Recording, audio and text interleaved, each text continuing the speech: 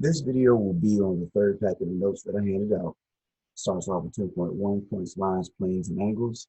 Here we have a description of angles, two lines that intersect at a similar point, which will be a vertex. We have points that describe the angle, A, B, and C would be a way of describing this angle, or CBA. You have your initial side, notice the direction of the angle, your initial side, your beginning side, and then your terminal side, where your angle is, the side that your angle ends with. Types of angles, you have acute angles, angle between 0 and 90 degrees. 90-degree angles are considered right angles. You never assume that you have a 90-degree angle. Something has to be said in the description, or you have to see the square right here.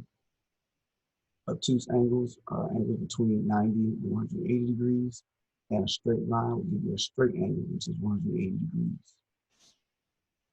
Complementary angles are two angles that add up to be 90 degrees. Supplementary angles, two angles that add up to be 180 degrees.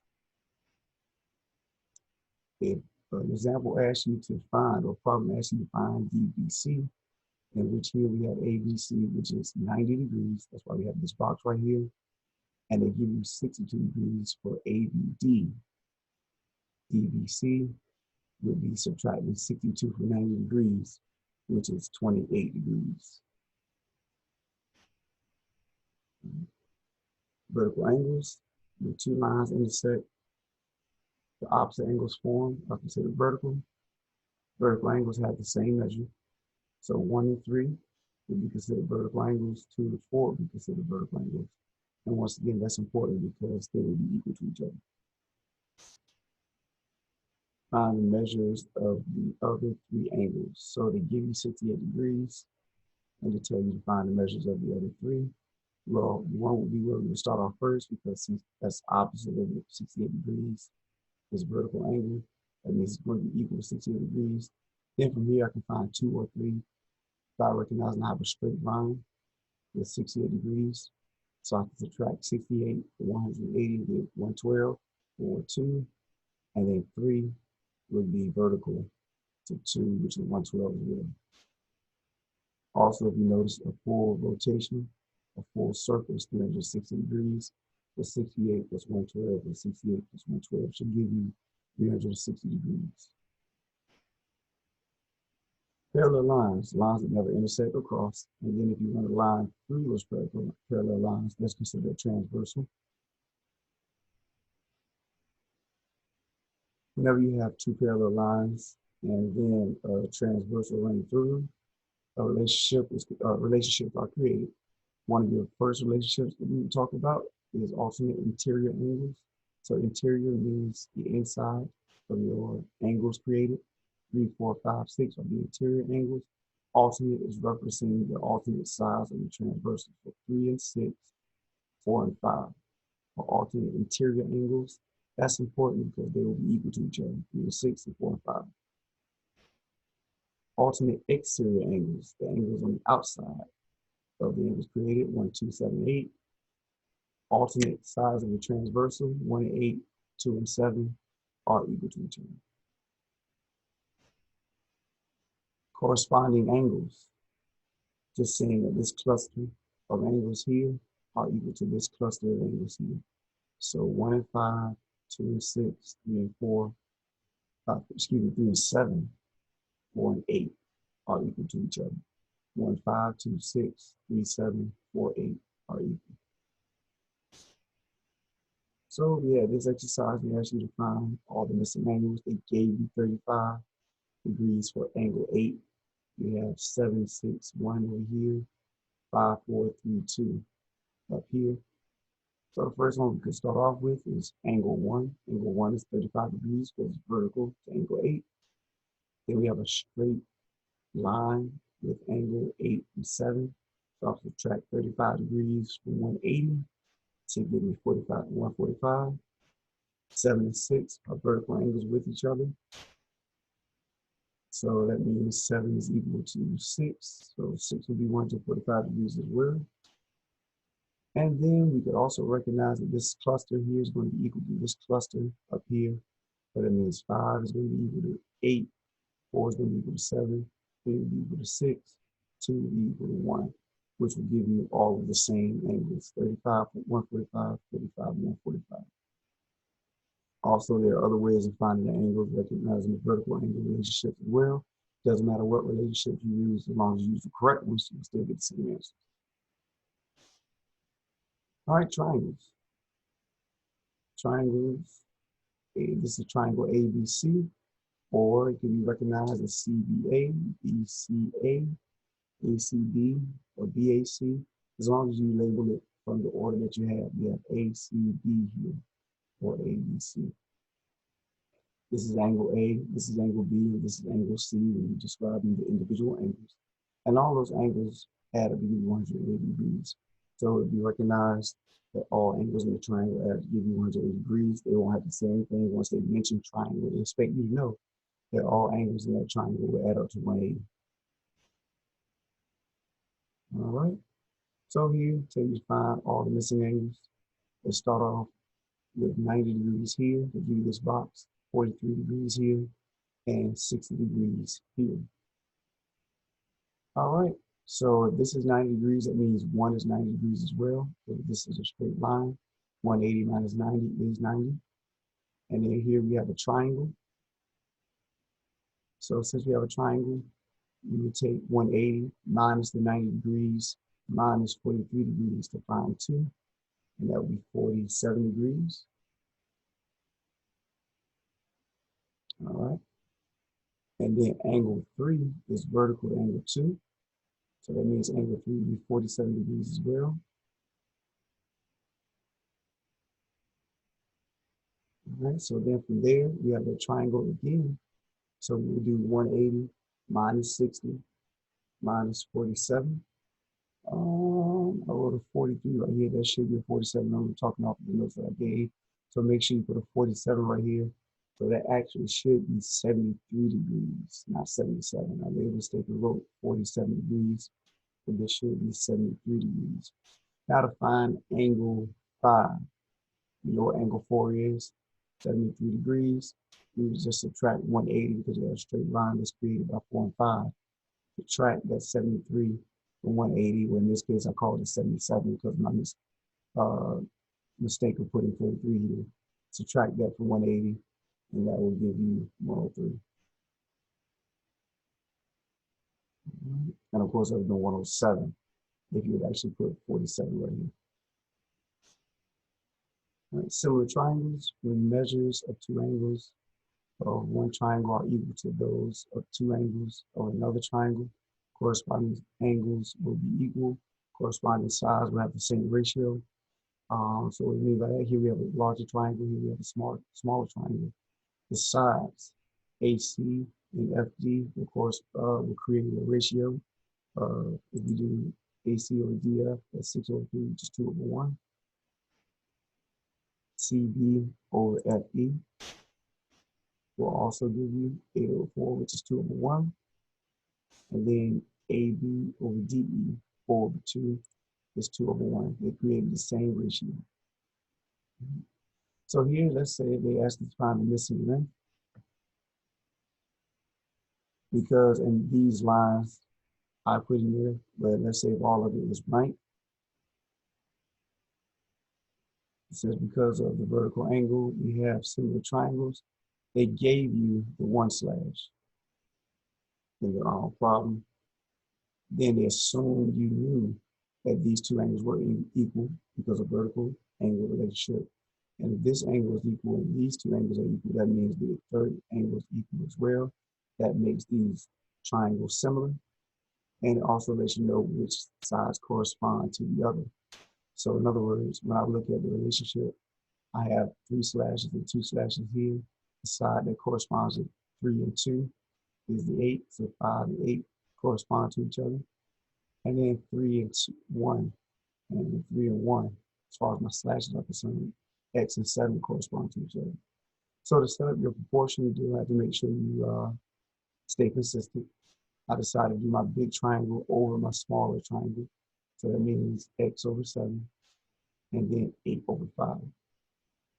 And that's how I decided to set up my proportion. Once you have your proportion set up, Do cross multiplication. 5 times x is equal to 7 times 8. So we 5x is equal to 56. Then divide by 5. X is equal to 11.2. So this missing side is 11.2. Here we have another similar triangle setup. A man who is 6 feet tall and is standing 10 feet from the base of a lamppost. The man's shadow has a length of 4 feet. How tall is the lamppost? So here's a little diagram. We have a lamppost, which is going to be X. The height of my lamppost will be X. Lamppost will be X.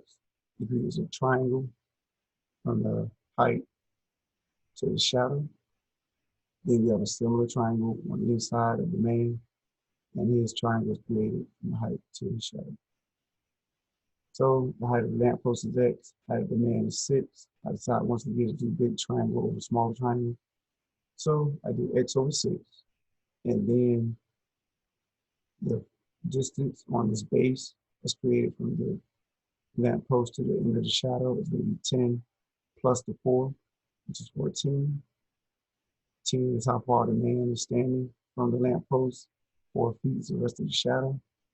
And then the smaller triangle is just the man's shadow, which is 4. So I have X over 6, 14 over 4 is my ratios. Cross multiply 4 times X, 6 times 14. That's 4 is equal to 84. Divided by 4, X is equal to 21. So the height of the pole, height of the lamppost is 21 feet. All right, Pythagorean theorem, right triangles only. Here we have the angle or the right triangle of ABC. A squared plus B squared is equal to C squared is your Pythagorean theorem, or leg squared plus leg squared is equal to hypotenuse squared. So what we meant by that, or what I mean by that, is that A and B are interchangeable. It's just that C, your hypotenuse, the longest side. C is always your hypotenuse. It's always the longest side. It's always opposite your 90-degree angle, and it's always on one side by itself. Those are the characteristics of C. A and B, once again, are interchangeable. It doesn't matter what order you put A and B in. But C always has to be your hypotenuse and on one side by itself. The longest side and opposite your 90-degree angle. So we had this situation, we found the missing side. Notice we have C that's missing, but we have 9 feet for A, 12 feet for B. Notice angle B will be opposite side B, angle A is opposite side A, angle C, opposite side C. So 9 squared plus 12 squared is equal to C squared. 81 plus 144 is equal to 225.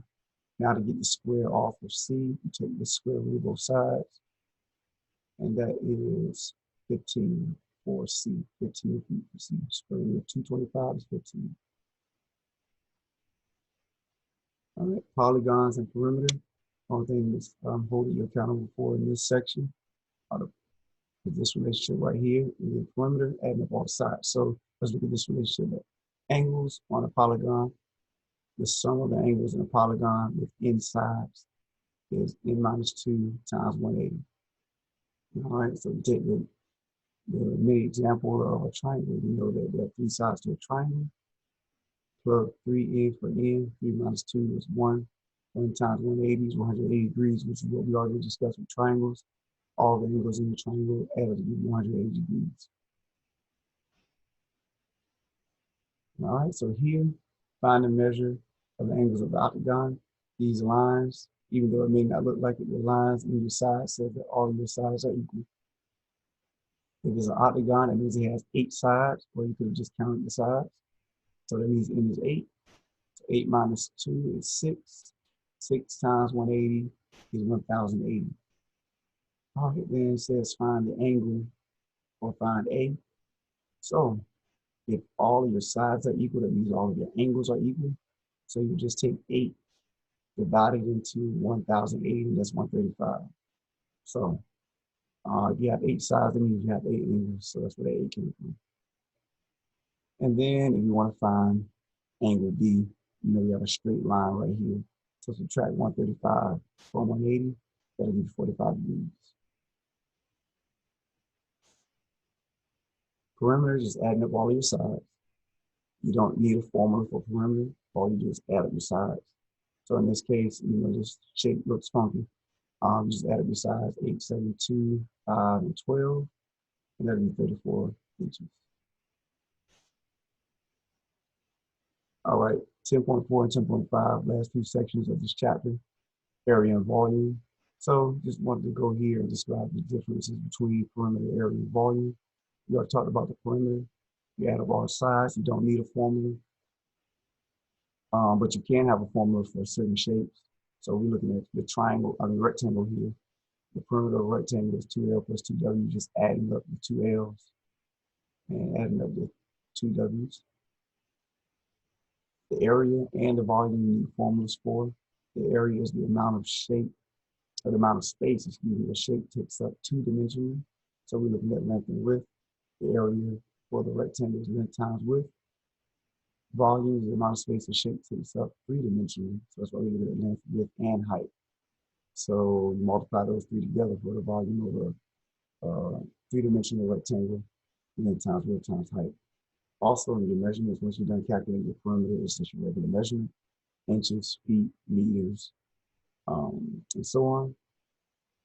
When you're looking at the area, is always going to, after you finish calculating, it's going to be your measurement squared, inches squared, feet squared, or square footage, square inches, or meters squared. Volume is going to be your measurement cubic inches, cubic feet, cubic meters. All right. So here, I want to find the area of this triangle. The area of the triangle, remember, each shape has its own formula.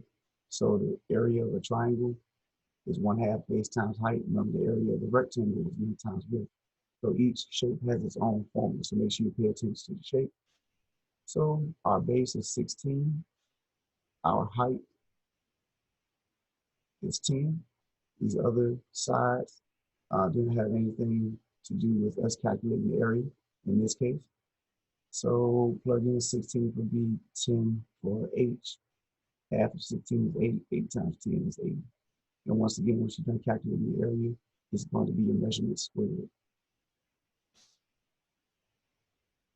Here we're looking at finding the area of a trapezoid. That's 1/2 times H times A plus B. A and B are normally the top side and bottom side. So A is the top side, B is your bottom side. Then your height is the height of your shape on the inside. So plug in those values accordingly. 13 is H, 32 is A, 46 is B. Do what's in the parentheses first. 32 plus 46 is 78. Now we take half of 13 times 78. And ultimately you get 507. Once again, feet squared. Looking at circles, whenever you have a line going from one part of your circle or one end of your circle to the other end, through the center, that's your diameter, going from center to the end of the circle, that is your radius. The relationship between the two is that your diameter is going to be 2 times your radius. Your radius is half of the diameter. So if you have one, you automatically have the other. So you know your radius. Radius is equal to 10. You multiply that times 2, that gives you diameter. If your diameter is equal to 13, take half of that, 6.5 is your radius. So if you have one, you automatically have the other. Circumference, you cannot take the perimeter of a circle because you don't have any sides to add up, but the circumference is the equivalence of your perimeter for circles. So that's just the amount of distance it is around the circle. That's 2 pi r, 2 times pi times r. Your area is the amount of space the circle takes up, pi r squared. And we need to abbreviate pi or approximate pi. That's 3.14. It's a run-on decimal to infinity. So approximation of pi is 3.14. So they want to find the circle in the area, give an exact and the approximation. That's if they were to ask you for it. Just want to make sure you're equipped depending on no matter what they ask you for, ask of you in the directions. So if they ask for the exact and the approximate, this is how we do it. So let's say they give us a circle with a diameter of 20 meters. Notice they don't have to mention that that is your diameter. They use this diagram. Going back here, they give you this diagram. They don't have to call that diameter, assume you know that's the diameter. And they give you this diagram, they assume you know that's the radius. So here they give us the diameter of 20 meters. Divide that by 2. That'll give us 10 for our radius. So plug that into the formula, 2 pi times 10. You can simplify this with pi still involved. That's 2 times 10, which is 20 pi. This is considered your exact answer. 20 pi is your exact answer because that lets the reader know that you're dealing with pi, and that pi represents 3.1415 all the way to infinity, and it gives the reader the opportunity to truncate the answer or be as exact as it would like. So this is considered your exact answer. Once you put 3.14 in for pi, now it becomes the approximate answer. So 20 times 3.14, 62.8. Now it's the approximate answer. The 20 pi's is at 62.8 is the approximation. For your area, plug in 10 for R. Pi, R squared is pi times 10 squared. 10 squared is 100. So simplify this as much as possible with pi still involved. The symbol pi still involved. 100 pi, that is your exact answer. Once you throw 3.14 in for pi, that is now your approximation. 100 times 3.14 is 314. Your measurement here is going to be in meters. For the circumference, measurement here will be in meters squared for your area. All right, let's do a few volume and then we'll be done. Here we have a cone, so make sure you look at the formula for a cone. The volume of the cone is 1/3 pi r squared h. R is 7, h is 10, our height. So plug it in. That's 7 squared times 10, 490 over 3 pi. Let's consider your exact. Put that in the calculator, 490 over 3 times 3.14 is your approximation. That'll be 513. And the program will let you know what decimal they want you to approximate to. So just be careful watching the directions. Here we have a cylinder. We're looking at the volume of the cylinder is pi r squared h. So your height is 9. Once again, they give you the diameter. So take the diameter divided by 2, that'll give you 10 for r. So that's 10 squared times 9 times pi. 10 squared is 100.